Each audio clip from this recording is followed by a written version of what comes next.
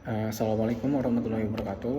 Perkenalkan, nama saya Asnan Fajri Wahyudi dengan 230 NIM 23091116094. Di sini saya akan menjelaskan terkait mata kuliah yang saya konversikan dan juga beberapa mata kuliah yang berkaitan dengan proyek saya di BPKD. Pertama-tama di sini saya akan izinkan saya menjelaskan terlebih dahulu metode yang saya gunakan. Jadi dalam pembuatan sistem ini saya menggunakan pendekatan Software Development Life Client atau CDLC. Jadi dengan metode waterfall. Jadi secara teori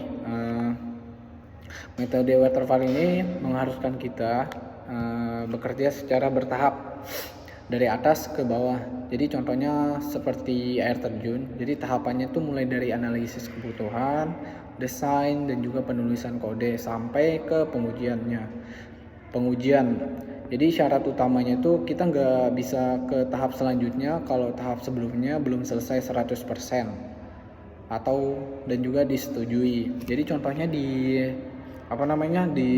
project saya, kenapa saya memilih metode ini karena kebutuhan sistem instansi pemerintah seperti BPKD ini biasanya sudah pasti baku dan juga nggak berubah-ubah di tengah jalan. Jadi saya pastikan dulu desain tampilannya sudah di-ACC oleh pegawai sana. Jadi setelah mereka setuju, baru saya mulai ngoding. Dengan cara ini alur kerja project saya jadi sangat rapi, terstruktur, dan juga pastinya saya nggak perlu kerja 2 kali lah. Terus masuk ke mata kuliah. Penjelasan terkait mata kuliah yang saya konversikan yaitu konstruksi dan pengujian perangkat lunak. Jadi secara konsep mata kuliah ini mengajarkan kita bagaimana cara penulisan kode yang bersih dan atau clean kode serta tahapan pengujian seperti black box testing dan juga white box testing. Jadi tujuannya jelas nih, yaitu untuk melakukan verifikasi dan juga validasi. Jadi memastikan aplikasi ini bebas error dan atau bug sebelum benar-benar dipakai sama user. Terus masuk ke desain UI UX. Jadi UI UX ini sederhananya tuh UI itu user interface. Jadi fokusnya tuh pada elemen visual fisik seperti pemilihan panel warna, jenis huruf, dan juga tata letak tombol biar enak dilihat lah. Sedangkan UX atau user experience yaitu fokusnya ke logikanya, bagaimana cara kita merancang alur aplikasi biar si user nih gampang makainya nih. Jadi agar mudah lah dipakai si user dalam penggunaan aplikasi tersebut. Lanjut untuk mata kuliah berikutnya yaitu pengukuran kinerja dan juga evaluasi sistem informasi. Jadi secara teori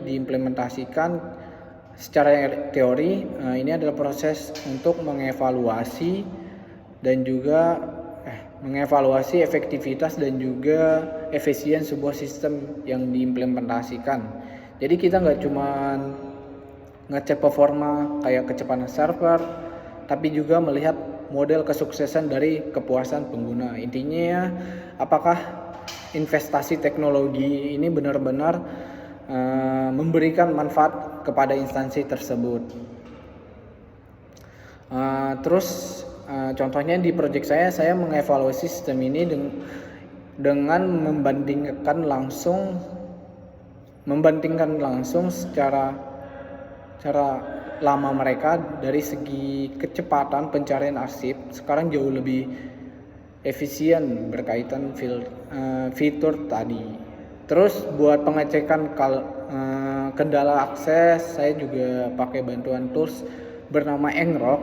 Jadi biarpun sistem ini cuman dijalankan di komputer lokal, saya juga mengetes kalau sistemnya tetap stabil nih dan juga tidak lemot saat diakses oleh HP ataupun PC pegawai. Jadi dampaknya ke instansi juga sangat positif karena fitur positif lah. Dan lanjut untuk mata kuliah berikutnya itu perancangan strategi SI atau IT. Jadi perancangan strategi SI atau ini TI, prinsipnya dari mata kuliah ini adalah menyelaraskan antara tujuan bisnis dan juga organisasi dengan strategi teknologinya. Termasuk juga bagaimana kita melakukan manajemen risiko terhadap investasi IT. Nah, jadi teknologi ini nggak boleh dibikin cuman buat gaya-gayaan, tapi harus juga memberikan solusi dari masalah yang ada. Lanjut untuk mata kuliah berikutnya itu perencanaan sumber daya perusahaan atau ERP. Jadi ERP itu jadi konsepnya dasar dari ERP adalah menyatukan berbagai macam model dan juga proses bisnis dari divisi yang berbeda ke dalam satu arsitektur sistem terpadu. Jadi tujuannya tuh supaya data nggak saling terisolasi atau terisolasi, nggak ada entry data yang terdouble dan juga informasinya bisa terpusat. Contohnya di aplikasi BPKD ini, aplikasi akuntansi ini yang saya buat, kalau dilihat dari kacamata ERP, posisinya ibarat pondasi awal lah untuk modul berkas keuangan BPKD. Kenapa begitu? Karena selain mengelola arsip keuangan seperti dokumen BKU, STS, dan juga rekening koran, saya juga udah menambahkan fitur buat unggah sasaran kinerja buat pegawai atau SKP. Artinya sistem ini mulai membangunkan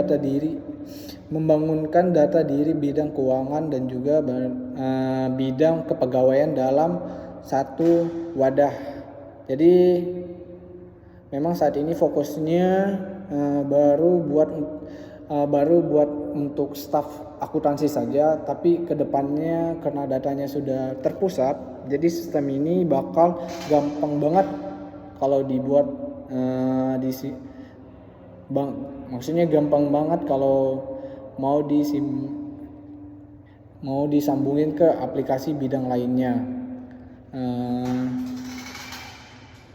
Sekian penjelasan terkait mata kuliah yang saya konversikan.